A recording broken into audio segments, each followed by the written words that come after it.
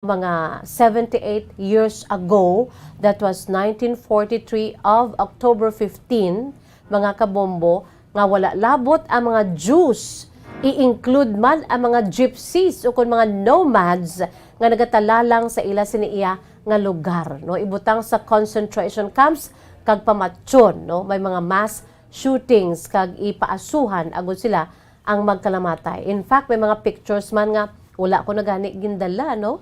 Kay grabe gid nagadalalagan ang mga babae nga hublas is because nga ginapang murder sila sang sining mga Nazi people ni Adolf Hitler kag ginapang lugos ang mga kababayan. Bisan ang mga kabataan, no? Grabe gid damo gid ang mga nagkalamatay during Holocaust didto mga kabombo, no? Mga 78 years ago dito sa may German occupied nga European continent, mga kabombo. For your information, FYI, at least nakaibalo na kita kung maghambal kita, Holocaust.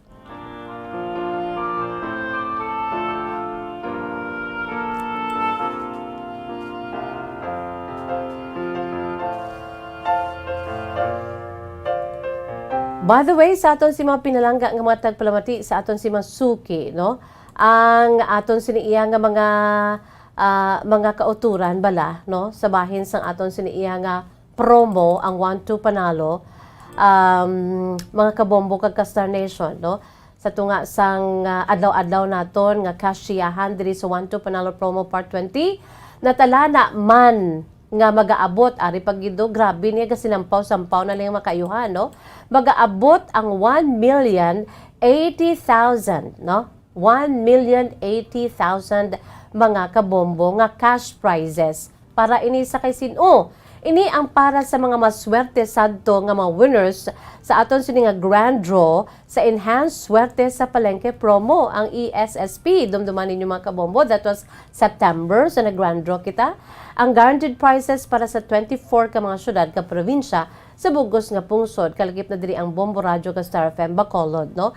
Sa ginhiwat nga grand draw sa tong September 8 of 2021. So amo na ini ang final balance ng 6 million pesos in total prizes ang nabilin, no? Agin panghatag sa bahin sa Enhanced Swerte sa Palengke second quarter promo sa Bombo Radio Philippines. Bangod sini, ginapanawagan naton ang aton sini nga mga nalawagan nga mga that time nga grand winners, no, sa Enhanced Swerte sa Palengke promo nga second quarter promo nato, no. Sa mga nagdalalaog, ginapanawagan ang mga masunod ang guaranteed prize winners nato sa 20,000 pesos, 10,000 pesos, 5,000 pesos, kag 5 ka mga winners sang 2,000 pesos, no. Ari pamati ginapanawagan naton ang first prize winner nga magabaton sang 20,000 pesos nga si Maria Rona A. Sambitan sang Purok Tangkong, Barangay 7, Bacolod City. Ang aton si second prize winner, Helen L. Palma sang Purok Pagidait, Barangay 21 or 29, Bacolod City. Ikaw ang tagdaog naton sang 10,000 pesos cash. Ang aton si third prize winner nga magabaton sang 5,000 pesos cash, Desiree Bangkilio sang Barangay Baliwagan, San Enrique, Negros Occidental. Kag sabahin sa aton sini nga consolation prize winners, ang magabaton sang tag 2,000 pesos, 5 sila kabilog. Ari ay kadto kamo diri ha, Agripina Longakit sang Tutong 4, Lunok Street, Barangay Felisa, Bacolod City. Noe S. Pahilagaw sang Purok Santol, Barangay Madalagan, Bacolod City. Kag Marvy Moses Hardinico sang Para 1, Talok, Bago City. Kag Subuman Maria Army Salvi C. Aligen sang Purok Mahigugmaon, Barangay Panukoy, Bacolod City. Kag another 2,000 pesos para sa kay Sheila Ansag sang Crossing, Martisan, Cadiz City. No, ang awarding naton sa ginlawag naton bag-o lamang nga mga winners sa aton sini nga Enhanced Swerte sa Palengke promo, that was September 8 of 2021 this year, no? Ang awarding sang grand draw cash prizes natalana sa November 22. Subong nga daw November 15, busilingon next week sa Lunes ang aton sini nga pagpanghatag sa inyo sini nga manadagan nga mga papremyo. November 22, 2021, Lunes, last just ang takna sa aga.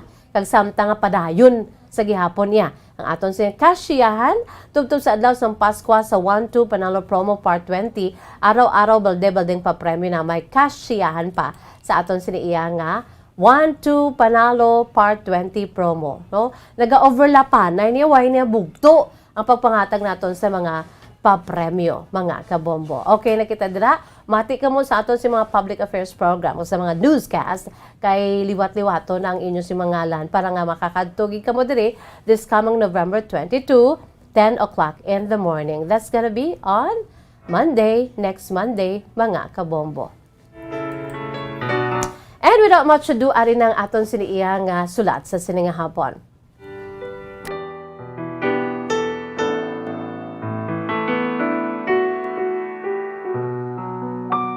Ang aton sininga letter sender nagapakilala lamang sa kay Sabrina. Si Sabrina is 27 years old, sang Tuboso, Negros Occidental. Ang iya sini kasaysayan iya ginsuguran pinaagi sa pagsiling Dear Miss Jazz.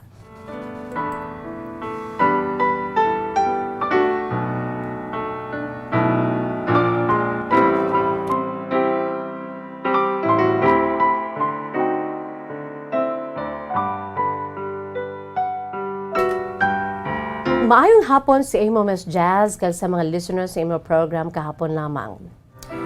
Paborito gid sang akon Lolo Digoy kag Lola Lucy ang Bombo Radyo. Halin pa sang gamay ako Miss Jazz, gani hasta kami nga mga apo ang naanad na nga mamati man sa Bombo Radyo. Paborito namo ng mga love stories sa ginabasa mo dira sa imo program kahapon lamang Miss Jazz. Isa man lang kami ka-compound sa 3 ka makabataan nanday lolo kag lola. Ari lang kami diri nagatinupad-tupad. Kaya ang lolo ko isa sadto ka soldado, ti kun ano ang iya sininga luyag Miss Jasia dapat gid matuman. Ti kay luyag sang lolo ko nga diri lang sa iya tupad ay 3 ka makabataan nga lunsay mga babayi nga bisan may bana na tuparay lang sila sa gihapon. Ako naman ni Miss Jazz, bata ako sa ikaduha nga bata ni Lolo kag Lola, ni Lolo Digoy kag Lola Lucy. Aya sini ang katung-anan nila nga bata nga babae kay 3 man lang sila nga babayi. Ako gali Miss Jazz si Sabrina, 27 years old, sang Banwa sang Tuboso. Miss Jazz ginahagad ako sang akon tubo-tubo nga pakaisa nga babayi nga magsulat man parte sa akon nga true story kay daw amo ni siya Miss Jazz ang akon nga BFF, ang akon nga cousin. And she knows everything, labi na ginang akon si karon nga problema. Ang akon cousin Miss Jazz nakapadala na dira in fact sa iya siniman nga true to life story. Tigin hagad niya ko siling niya, abi mangayo ka man bala sang advice kay Miss Jazz kay sang una nagpadala man ko dira sa akon sining nga true story. So amo ni Miss Jazz kay timing gid nga gin istorya ko sa akon singa pakaisang akon singa problema sa karon parte ini Miss Jazz sa akon sini iya nga naluyagan nga lalaki. Sa prangka nga sugilahanon Miss Jazz, nagapangaluyag na siya sa akon. Hindi man lang siya maglayo diri sa amon lugar. Ari kami diri Miss Jazz, sa nasiling ko na, ari kami diri sa may Banwa sang Tuboso. Taga diri man ini sila Miss Jazz.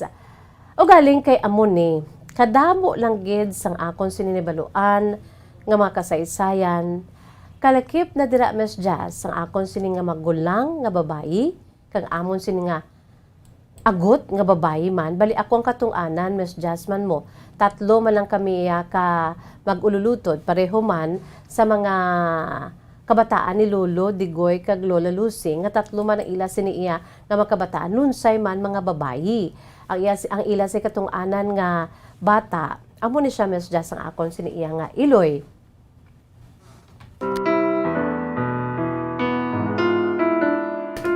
So bangod kay akon sin nga magulang Miss Jazz nga babayi, broken home. Ang amon sini nga agot, amo man bulagay man sila sa sini iya nga bana although wala man sila nakasal. Miss Jazz bilang utod nakit-an ko kung paano sila iya Miss Jazz ya nag-suffer bangod sa ila sini iya nga naagyan. Ang magulang ko abi mo nakit-an ko giniya kung paano siya gininto sa iya sini nga bana. Isa ako sa mga nakakita sang time nga ginaluiban siya sa iya sini nga bana.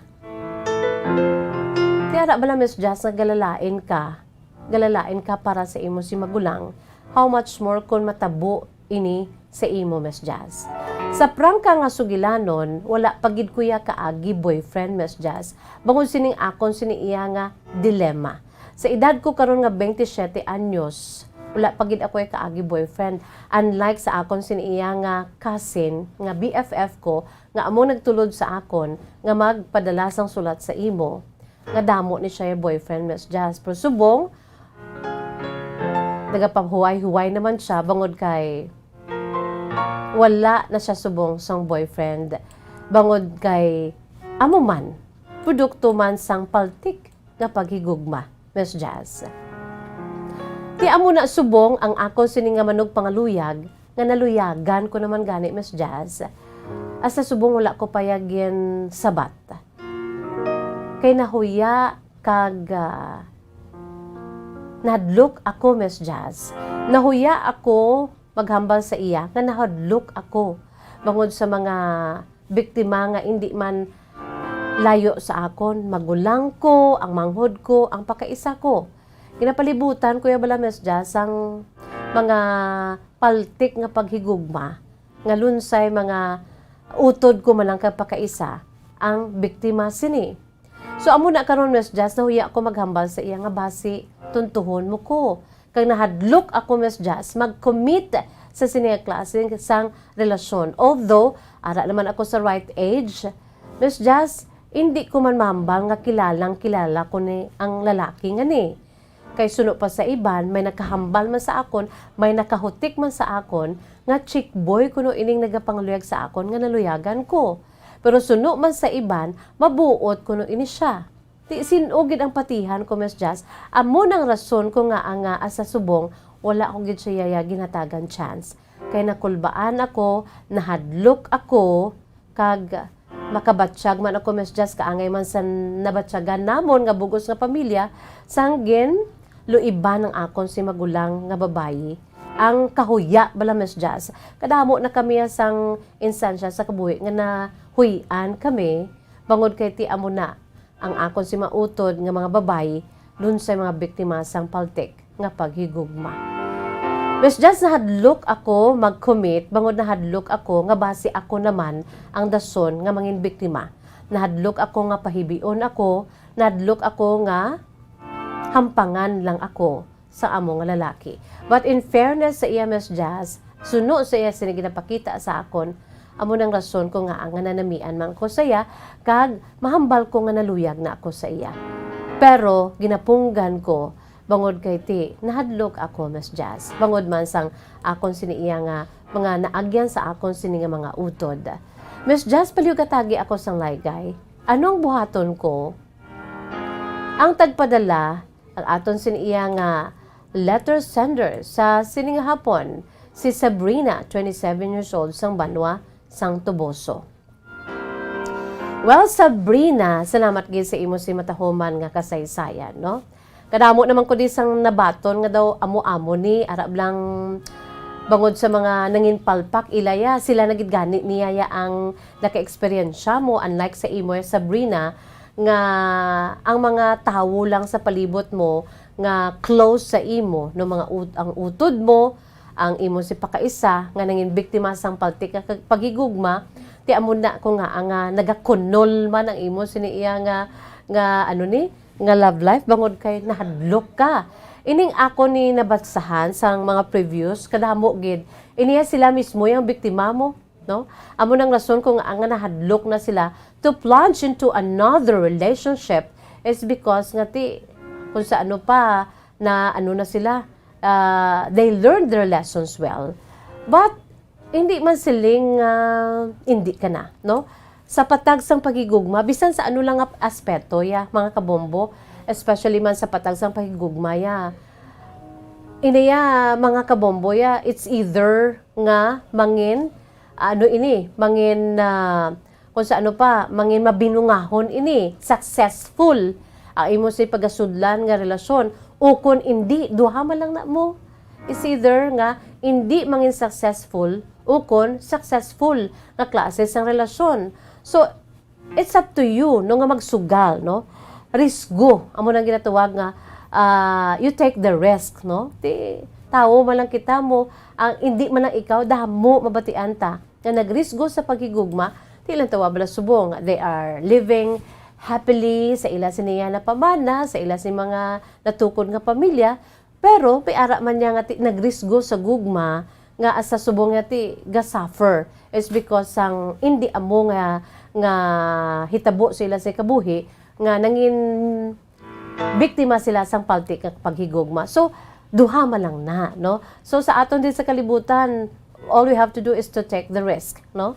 Kung hindi ka na magrisgo, ti wala ka hasta ka lang dara, no?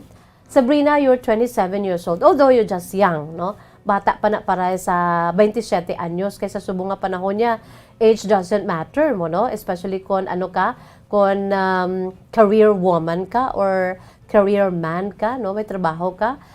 Kung nang successful ka sa imo siniya nga life, no?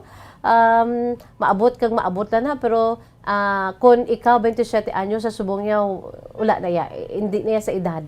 Ang importante kung saan ka ready, okay? Kwaon mo na sa imo sini nga panghuna-huna nga tagipusoon nga kung ano ang matabo sa imo sini magulang, kung anong natabo sa magulang mo nga into siya sa iya sini nga bana, kag ginluiban siya sa iya sini nga bana, kag kung ano natabo sa imo si manghod nga subong bulagay sila sa iya sini iya nga bana nga wala pa gali sila kasal, kag kung anong natabo sa pakaisa mo nga subong ti damo man sa tuod nobyo pero sa subong ka pahuway kay paltik man nga pagigugma to ang naagyan niya. Not necessarily mean nga matabo man ina sa imo, no? Sabrina, sa nasiling ko na ang sa pagigugma kinanglan magdisgo kaged.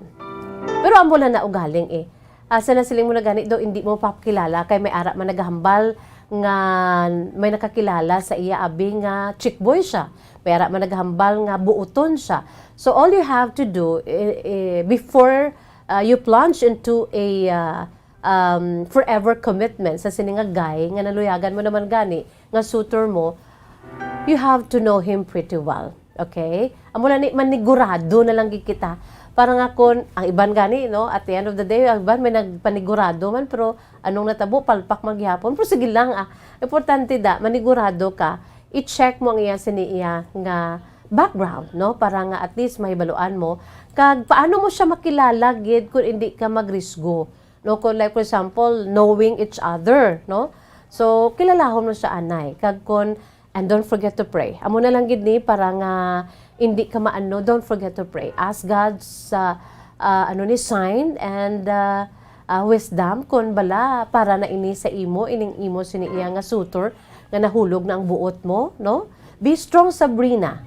Okay, sa patag sang pagigugmaya, risguhan mo gid na. Okay? So para nga hindi ka masakitan sa ulihi, kinanglan manigurado ka man. Know him well, background check, and most especially try to pray. No, pangamuyuan mo gid, Lord, is this the one? Lord, is he the one? Ugaan ka giniya sang Ginoo sang wisdom, no? Nga kun siya na gid man, so be it. Okay? Sabrina, hindi ka magkatalaw kaysa sa niya kalibutan, duha man lang na mo permi ang atong pagkakadtuan, no? Duha ka pertahan. Ang pertahan sa kadalagan o kung ang pertahan sang kalutusan, ang pertahan sang kalipay o kung ang pertahan sang kasubo, no? Success in life or mga kalutusan sa kabuhi. So, just take the risk, okay? But be prepared. O kinahanglan kilalahon mo gid ining lalaki nga nagapangaluyag subong sa imo kag suno pa sa imo, naluyagan mo na-develop ng imo sa feelings, no? Sabrina, salamat gid sa imo sa matahong makasaysan. Kung kamo may raman sa kasaysan sini, kaangay sini, pwede nyo gid ipadala email sa aton si email address bombo_bacolod@bomboradio.info. Wala kita sa panahon mga kabombo, salamat gid Sabrina sang Tuboso. Wala kita sa panahon, ari-aning aton si Words of Wisdom, Precious Words of God from the Holy Bible. And this is taken from the book of Psalm, chapter 119, verse 105. Ara daw para nga matoy-tuyan kita sa sininga kalibutan, anong aton sinihimuon? Pray, pangamuyo, and be guided by the word of God, no? Psalm 119 verse 105. Nagasiling. Your word, O Lord, is a lamp for my feet and a light on my path. Your word, O Lord, is the lamp unto my feet and the light into my path. Your word is the lamp unto my feet and the light unto my path.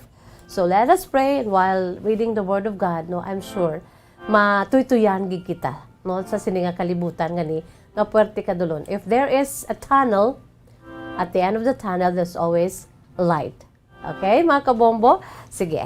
Psalm 119 verse 105. Wala kita sa panahon is bye-bye time na inisagapon ninyo. Alagad sa kanginan, Bombo Jazz de Jesus Madrigal. Si Miss Jazz para lamang sa inyo. God bless us all.